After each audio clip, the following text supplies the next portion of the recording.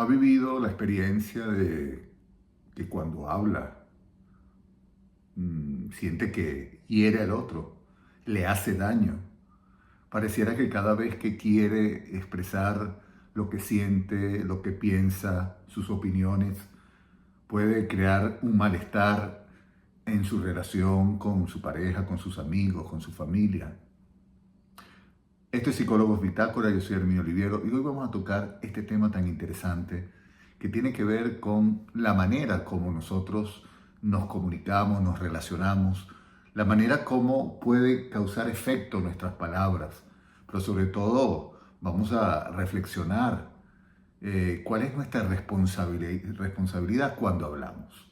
Y esto es importante decirlo, en un mundo que cada vez podemos encontrar a través de las redes, diferentes espacios, diferentes tecnologías, momentos donde la palabra es usada para decir lo que sea, ¿sí? Falta revisar un poco en las redes lo que se denomina los haters, donde a través de la palabra escrita o de alguna llamada, si es un en vivo, ocultando su ser, ocultando su cara, ocultando lo que son, empiezan a manifestar un odio, un rechazo, una crítica destructiva, dañina a quienes, digamos, están del otro lado, ¿no?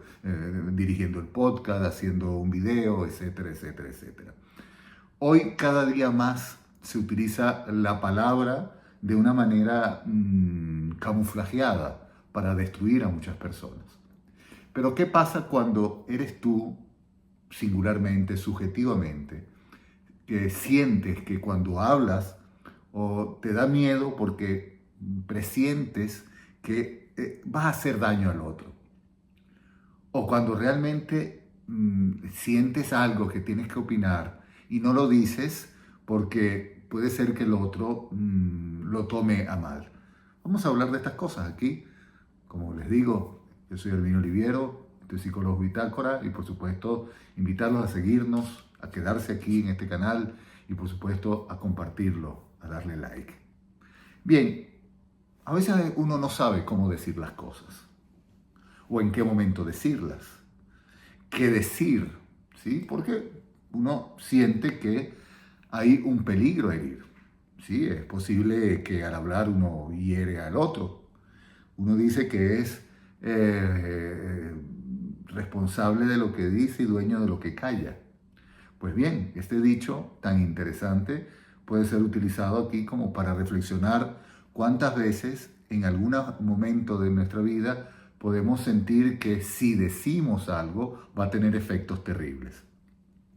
Pero ¿qué significa cuidar al otro sin negarnos a nosotros mismos nuestra opinión, nuestras ideas, nuestro deseo, lo que queremos expresar? ¿Cómo encontrar un lugar donde decir algo, lo que nos duele, lo que nos pasa, lo que opinamos de una situación, eso no nos convierta en jueces o en víctimas? Como siempre, aquí nosotros ponemos varios ejemplos y vamos a tratar de ver algunos casos que yo he podido atender en mi consulta y que con el permiso de ellos y cambiando circunstancias, nombres, los utilizamos para nuestra reflexión. Y bien, yo les propongo hoy un primer caso. El primer caso es el de Claudia y el miedo a decir ya no quiero esto, ¿sí? Claudia, una mujer que tiene ya más de 10 años casada, hace 3 años que no desea a su esposo, dice que lo quiere, pero que ya no lo elige. Es decir, ha intentado todo. Ha intentado terapias, ha intentado escapadas románticas, incluso negarse a sí misma la idea de que no lo quiere más, pero dice que no puede seguir fingiendo. Y cuando yo le pregunto, ¿y has hablado con él? ¿Le has dicho esto? ¿Le has comentado lo que sientes? Bueno, ella responde, no, porque si le digo la verdad, si le digo lo que siento, lo voy a destruir. Se va a venir abajo. Interesante, ¿no? si no hablo, dejo las cosas como están y así el otro no se viene abajo. Ahora, lo que Claudia no puede ver es que es en ese intento de cuidar a su pareja, a su esposo, está ella desapareciendo como sujeto. En lugar de animarse a hablar y tratar de ver cómo pueden encontrar otro camino, pero desde la verdad, ¿ah? Ella va sosteniendo este vínculo con la culpa. No puedo hacerlo porque le voy a hacer daño. Aquí, cuando la culpa dirige nuestras palabras, dirige nuestras ideas, dirige nuestras acciones, dirige nuestro silencio, ¿sí? Ya no hablamos, solo nos excusamos y solo le quitamos, por supuesto, también responsabilidad al otro. Yo creo que hay algo muy importante que muchas veces dejamos pasar, no reflexionamos, y es el hecho de que no se cuida al otro ocultándonos o negándonos a nosotros mismos, sino atreviéndonos a hacer nosotros mismos, pero sin crueldad. Sin crueldad, ¿sí? La verdad no quita lo valiente, es decir, lo valiente no quita lo cortés. Entonces la verdad exige ser valiente, pero el ser valiente no quita lo cortés. Entonces yo creo que este caso nos invita a reflexionar cómo en diversas situaciones, por el hecho de que nos da miedo que el otro se venga abajo, le pase algo, por nuestra sinceridad, resulta ser que nos callamos y nos vamos, nos vamos ocultando detrás de una culpa que lo que hace es destruirnos desde adentro. Y eso es muy importante que lo podamos reflexionar. Porque al igual que reflexionamos eso, reflexionamos, bueno, pero ya va. Pero ¿cómo puedo decir esto? Este asunto tan importante, tan grave, que yo sé que le va a afectar a él o a ella, ¿cómo lo puedo hablar? ¿En qué momento lo puedo hablar? De tal forma que, sí, será duro, pero lo podamos enfrentar y afrontar los dos juntos.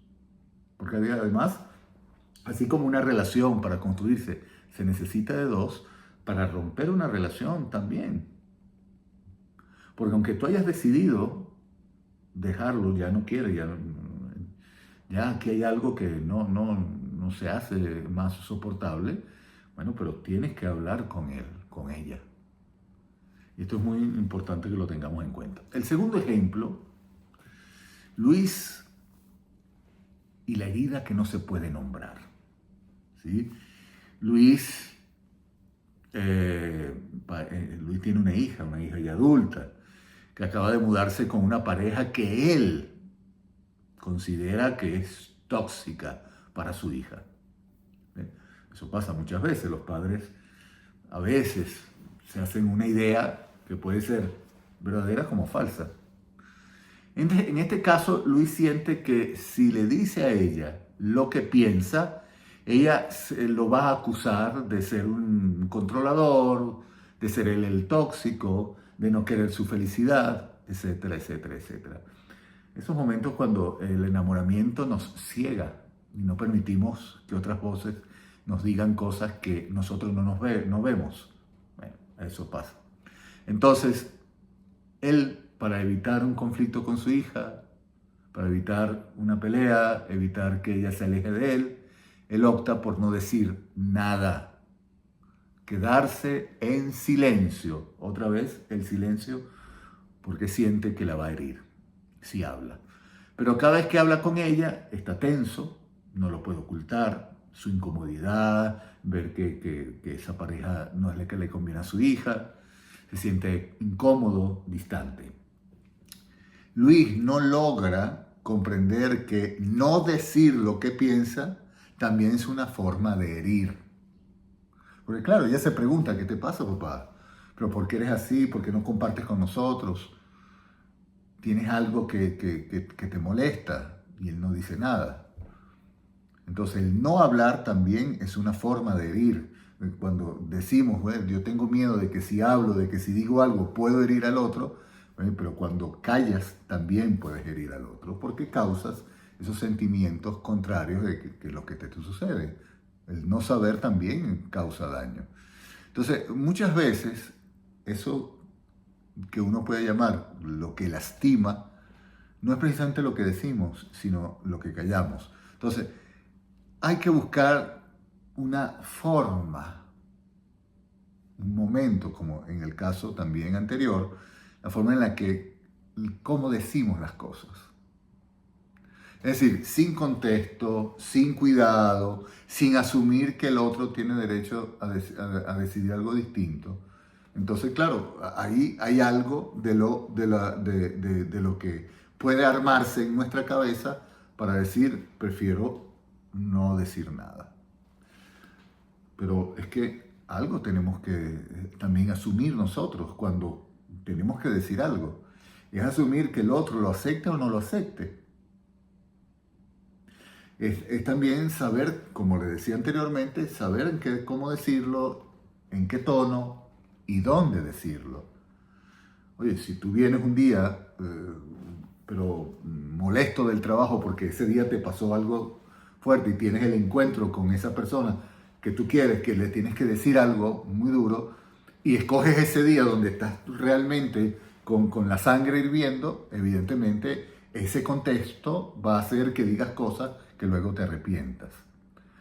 No por el mensaje en sí mismo, sino por la forma, por las palabras que usaste. Igual sucede en una relación de pareja. Muchas veces escogemos el peor momento para decir cosas de nuestra relación, de la intimidad. Entonces hay que pensar un poco eso. Entonces, desde el psicoanálisis, que es la postura que yo siempre les estoy hablando, ¿ah? Podríamos decir que Luis está atrapado en una posición también muy imaginaria. Claro, está haciéndose una idea de una situación en la que él quiere evitar, ¿sí? Donde él cree saber lo que es bueno y lo que es malo para su hija. Y por eso evita el conflicto, pero al hacerlo genera otro conflicto. Uno que separa, que enfría, que aleja, uno que duele. Cuando un padre o una madre no se abre a sus hijos, no habla, ¿sí? O viceversa, cuando un hijo o una hija no habla o opta por el silencio, lo que hace es crear una herida mayor, que es lo que va a decir, que es precisamente el sentir ese enfriamiento, porque hay algo ahí que no gusta, no está de acuerdo.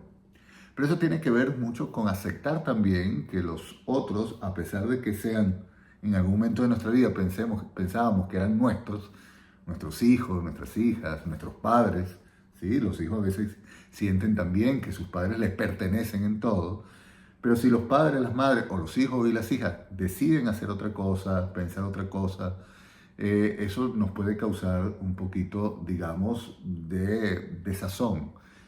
Ahí es cuando nosotros tenemos que cuidado con esa posición imaginaria y pensar, bueno, pero es que ellos tienen el derecho, son seres singulares y tienen el derecho de tomar sus propias decisiones y hacer lo que tienen que hacer. Ahora, eso no quita que nosotros podamos compartir, hablar, callarnos. ¿Por qué callarnos? Hablar, pero eligiendo el momento, eligiendo el lugar, eligiendo las palabras, saber cómo decir las cosas, porque no se trata de imponer nuestra idea, pensar y que debemos imponer nuestro deseo sobre los otros. Hablar no siempre evitará el dolor, pero callar lo transforma en algo muy lamentable, que es la distancia entre seres que se quieren. El tercer ejemplo es Andrea y la trampa del yo solo dije la verdad. Oye, ¿cuántas veces escuchamos esto? Yo solo digo la verdad, ¿sí? Nos quedamos atrapados en ese fantasma de que yo lo que cuando digo yo tenía que decirlo. ¿Sí? Yo solo dije lo que tenía que decir, era la verdad. ¿Era la verdad? Andrea, en su relación actual, una joven de 30 años, ¿sí? Dice que ella en todas sus relaciones previas y en el actual siempre prefiere terminar, pero dice la verdad. Dice las cosas como las siente y así las lanza. Lo que ella llama honestidad a veces es solo una agresión encubierta. ¿Por qué? Porque la queja precisamente de sus exparejas y de esta pareja que tiene es que ella, eso que llama verdad es que es una forma como los ha agredido, los ha violentado. O sea, cuando su pareja le propone hacer un viaje con sus padres, que fue el caso de Andrea, Andrea responde, yo no quiero ir. ¿Por qué? Porque me caen mal tus padres, son aburridos y me parece que tu mamá es muy pesada. A veces uno pone esos conflictos que pueden surgir entre los suegros, los yernos, las nueras, es decir, a veces sucede algo ahí que no anda bien. Andrea cree que está siendo sincera, ¿sí? Pero lo que puede registrar es que hay una distancia entre decir lo que se siente y desahogar su frustración sin filtro. No todo lo que sentimos debe salir sin un trabajo previo.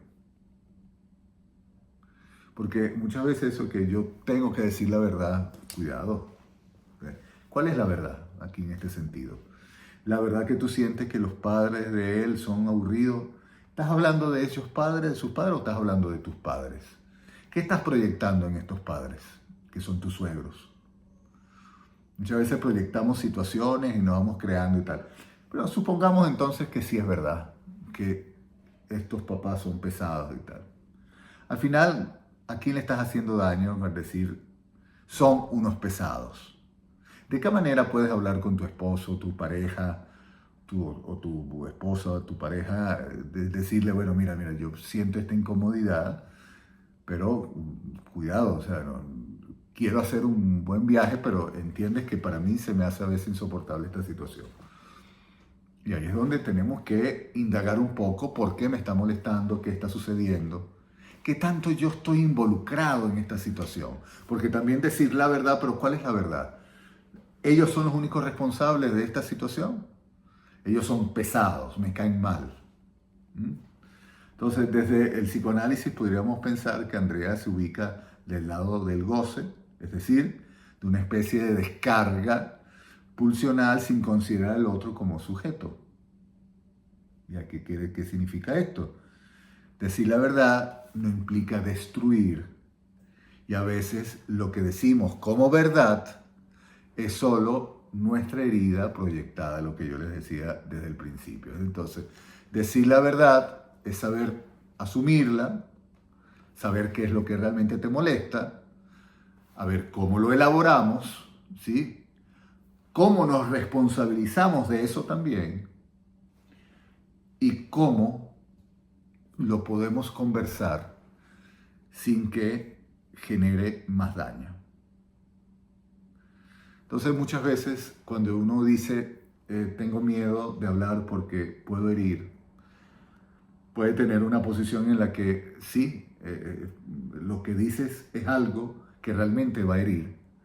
Y por supuesto tú tienes que de alguna otra forma hacer una elaboración de eso, pensar un poco cómo decirlo, dónde decirlo, cuándo decirlo, y construir una manera de decir las cosas en la que de alguna otra forma asumes tu responsabilidad y le permites al otro también asumir la suya.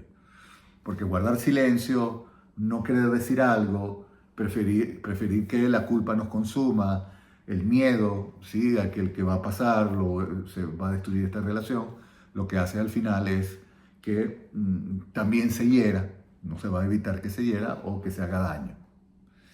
Porque por un lado le haces daño al otro y por otro daño también te estás haciendo daño a ti. Pero luego la otra posición, esa sensación de que cuando hablo hiero, porque realmente hiero, porque no sé decir las cosas, porque me amparo en la idea de que yo solo digo la verdad.